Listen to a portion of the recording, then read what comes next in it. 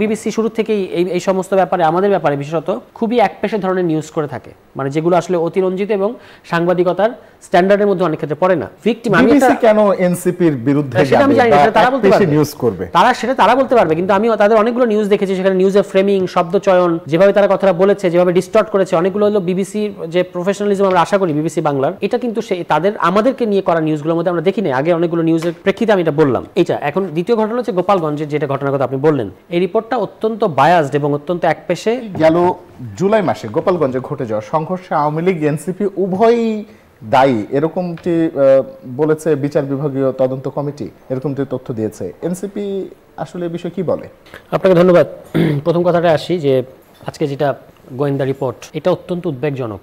মানে এই যে 67% ভোট কেন্দ্র, 28,000 ভোট কেন্দ্র ঝুঁকিপূর্ণ, এবং আরও বলা হয়েছে যে নির্বাচনে মারাত্মক সহিংসতার আশঙ্কা রয়েছে। এইটা ভালো যে এটা আমরা প্রায় 3 মাস আগে জানতে পারছি। তার মানে হচ্ছে এখন সরকারকে প্রয়োজনীয় পদক্ষেপ নিতে হবে এগুলোকে ঝুঁকিপূর্ণ, কারণ মানে যদি আপনার 30% ঝুঁকিপূর্ণ থাকে এটা আমরা স্বাভাবিক ধরে নিতে পারতাম, যেটা থাকবে এটাকে আপনার ঠিক করতে হবে। কিন্তু যখন 67% তখন তো মানে এটা একটা বিরাট প্রশ্ন, মানুষের মধ্যে এগুলো আতঙ্ক তৈরি করবে এবং এটা রেজাল্ট পড়বে ভোটার টার্ন আউটে। কিন্তু আমরা তো চাই যে এবার বাংলাদেশ ইতিহাসে হাইয়েস্ট ভোটার টার্ন আউট হোক। ফলে এই যে আগের থেকে এই তথ্যটা তারা দিয়েছে, এবং আমরা মনে করি যে এতে করে সরকারের জন্য পদক্ষেপ নেওয়া সহজ হবে এবং প্রয়োজনীয় পদক্ষেপ নিতে হবে, কারণ সরকার তো বলেছে যে তারা একটা ঐতিহাসিক বাংলাদেশি ইতিহাসের শ্রেষ্ঠতম নির্বাচন ইত্যাদি তারা করতে চায়। ফলে তাদেরকে কিন্তু এই ব্যবস্থাগুলো নিতে হবে। এটা হচ্ছে এইটার প্রশ্ন আমাদের। কিন্তু আমরা যেটা দেখতে পাচ্ছি ইতিমধ্যে এখন যেটা গোলাগুলির ঘটনা, হ্যাঁ প্রকাশ্যে গোলাগুলির ঘটনা ঘটছে, একজন প্রার্থী ইতিমধ্যে গুলিবিদ্ধ হয়েছেন, তারপর আজকেও একজন শীর্ষ সন্ত্রাসী গুলিবিদ্ধ হয়ে নিহত হয়েছেন, এরকম হচ্ছে। আবার এই যে আজকে নাশকতা শুরু হয়েছে, আমি দেখলাম যে ঢাকার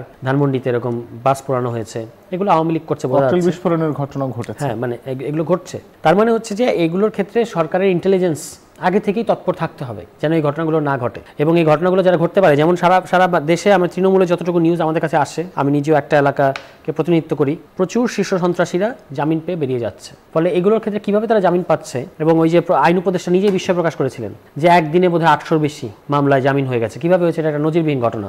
আচ্ছা, তো এখন এগুলো ঠিক করতে হবে সরকারকে, খুব বেশি সময় নাই।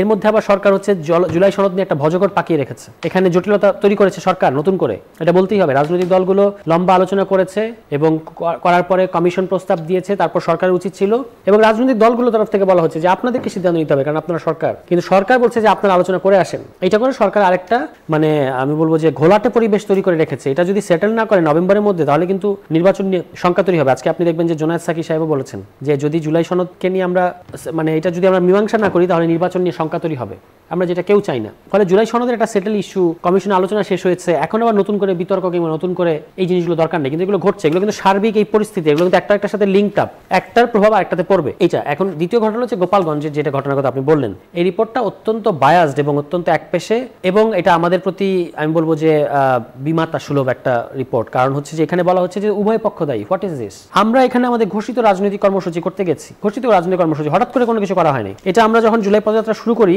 তখনই আমাদের একেবারে স্কেডিউল দেওয়া ছিল কবে আমরা কোন জেলায় যাব, সেটা একটা নিয়মিত কর্মসূচির অংশ। এবং আওয়ামী লীগ 15 দিন সময় পেয়েছে, কারণ আমরা সম্ভবত জুলাই পদযাত্রা 15 বা 16তম দিনে আমরা গোপালগঞ্জ গেছি। 15 দিন তারা জেনেছে যে, এবং তারা প্রস্তুতি নিয়েছে, সারা দেশ থেকে তাদের সন্ত্রাসীরা, গাজীপুর থেকে নারায়ণগঞ্জ থেকে তাদের সন্ত্রাসীরা গোপালগঞ্জে গেছে। ওই দিনের ঘটনা প্রবাহ যদি আপনার মনে থাকে, সকালবেলায় ইউএনওর গাড়িতে হামলা করা হয়েছে, আগুন দিয়েছে, বিভিন্ন জায়গায় গাছ কেটে রাস্তা তারা অবরোধ করেছে, এবং এই কারণে আমাদের গোপালগঞ্জের বিভিন্ন উপজেলা নেতাকর্মীরাও প্রোগ্রাম ভেন্যুতে আসতে পারে নাই। এবং আমরা সেখানে, আমরা তো ওই মানে টুঙ্গিপাড়ায় যাই নাই, গোপালগঞ্জ সদরে আমরা একটা মাঠের মধ্যে কর্মসূচি ছিল, এবং আমরা যাওয়ার আমাদের মূল বহর ঢোকার 2 ঘন্টা আগে সেখানে হামলা হয়েছে এক দফা। তারপর আমরা সমাবেশ করলাম এবং আবারও হামলা করলো আমাদেরকে হত্যার উদ্দেশ্যে। আমরা হলাম এই ঘটনার ভিকটিম, মার খেলাম আমরা, আমাদেরকে মানে হামলা করা হলো। এখন যদি বলেন যে উভয় পক্ষই দায়ী, এটা হয়ে গেছে অত্যন্ত একপেশে এবং আমি বলবো যে রাজনৈতিক উদ্দেশ্য প্রণোদিত। এবং এইটার সাথে যারা জড়িত ছিলেন এই বিচার বিভাগীয়, কি বললেন আপনি, একটা কমিটি, বিচার বিভাগীয় তদন্ত কমিটি, হ্যাঁ তদন্ত কমিটি, এর মধ্যে একজন ঢাকা বিশ্ববিদ্যালয়ের শিক্ষক ছিলেন যার বিরুদ্ধে সিরিয়াস অ্যালিগেশনস আছে, তার ইন্টিগ্রিটির ব্যাপারে, তার অন্যান্য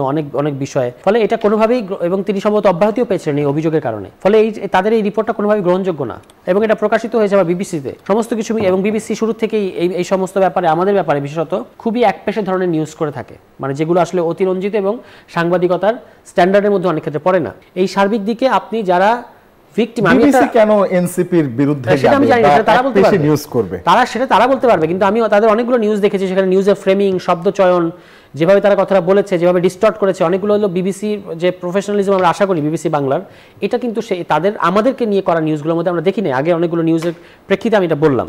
আর ওই ঘটনার ক্ষেত্রে আপনি বাংলাদেশের এর আগে বিএনপিও একটা, ওখানে বিএনপি সমস্ত শ্রমিক দল গোপালগঞ্জে একটা সমাবেশ করেছে, বিএনপির ওখানে তো হামলা হয়েছে, ওই শ্রমিক আন্দোলনের শ্রমিক দলের মিটিংও হামলা হয়েছে। তাহলে কি ওটা ধরো শ্রমিক দল দায়ী? গোপালগঞ্জ কি বাংলাদেশের বাইরে? সেখানে আমরা যাবো না? সেখানে গিয়ে আমরা কি বলেছি? আমরা একটা শান্তির বাণী নিয়ে গেছি, আমরা বলেছি যে গোপালগঞ্জ বলে আপনাদের সাথে কোনো বৈষম্য করা হবে না। তাহলে আপনি আমাদেরকে হামলা করলেন বাইরে বহিরাগত সন্ত্রাসীদের এনে, এই আওয়ামী লীগ, এবং সেখানে পরিষ্কারভাবে আমাদেরকে কিন্তু এটা মনে রাখবেন, সকালবেলা প্রশাসনের তরফ থেকে বলা হয়েছে যে ক্লিয়ারেন্স দেওয়া হয়েছে যে আপনারা যেতে পারেন, মানে জেলায় ঢুকতে পারেন। এটা তাদের এই ক্লিয়ারেন্স নেওয়ার পরে আমরা ঢুকেছি, এমন না যে তারা বলেছিল যে এখানে আশঙ্কা আছে, ঝামেলা আছে, আপনারা যেন না, এবং আমরা সেটা অমান্য করেছি। ব্যাপারগুলো এরকম না। তাহলে আপনি কিভাবে এখানে আমাদেরকে এবং তাদেরকে সমান, এটা হলো ওই ইসরায়েল প্যালেস্টাইনকে যেভাবে যদি আপনি এক করে ফেলেন, সেরকম একটা ঘটনা হয়েছে যে ইসরায়েল হচ্ছে এখানে আক্রমণকারী, প্যালেস্টাইন ভিকটিম, কিন্তু আপনি বলছেন যে দুই পক্ষ সমানভাবে দায়ী। এটা হলে সেই ধরনের একটা ঘটনা ঘটেছে।